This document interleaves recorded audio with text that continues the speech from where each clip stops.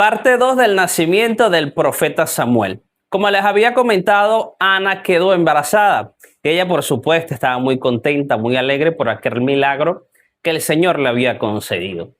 Pero Ana había decidido en su corazón y le había prometido al Señor que si ella quedaba embarazada, ella le iba a entregar a ese bebé, a ese niño, para que le sirviera en el tabernáculo toda su vida. Fue una promesa que para ella me imagino que no fue fácil, porque ver ese milagro que Dios había hecho en su vida, quedar embarazada, pero darse cuenta que ella le había prometido entregárselo, no debió haber sido fácil para ella, porque tenía la emoción y se sentía realizada por haber tenido aquel hijo que ella tanto anhelaba, que ella tanto esperaba, y tener que entregarlo. Pero sin embargo ella se llenó de valor y esperó que el niño estuviera un poco más grande, que el niño ya estuviera destetado, y lo llevó nuevamente a Silo y se lo entregó al profeta Elí en el tabernáculo y le explicó de aquella promesa que ella le había dicho el Señor.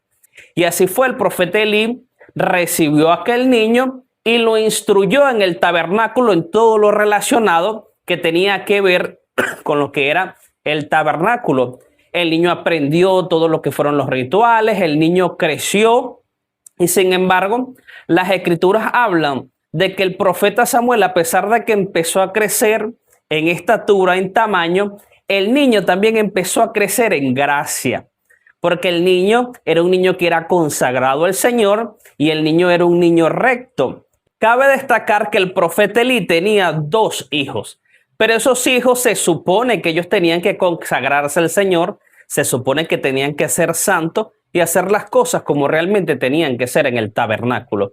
Pero esos 2 hijos que el profeta Elí tenía eran unos hijos terribles, porque no respetaban la presencia del Señor, seducían a las mujeres que se acercaban al tabernáculo, no permitían ni siquiera de que los sacrificios que el pueblo llevaba al Señor se consumieran en su totalidad, porque ellos agarraban las mejores partes para servirse a aquellos banquetes y comer toda la carne posible que ellos pudieran extraer.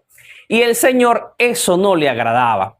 Entonces, ¿qué pasa? El Señor manda, dice las escrituras, que mandó un hombre de Dios para confrontar al profeta Elí. Y le dice que cómo es posible de que él, a sabiendas de que sus hijos eran terribles y que no respetaban todo lo que era relacionado a los sacrificios, él apoyara esa conducta de los hijos. Y el profeta Elí, muy reacio a todo eso, él no creía. Es más, sí creía, pero él se hacía el loco de todo aquello que los hijos hacían, porque el pueblo murmuraba a sus alrededores y se molestaban y decían: ¿cómo es posible que el profeta Elí permita que sus hijos menosprecien los sacrificios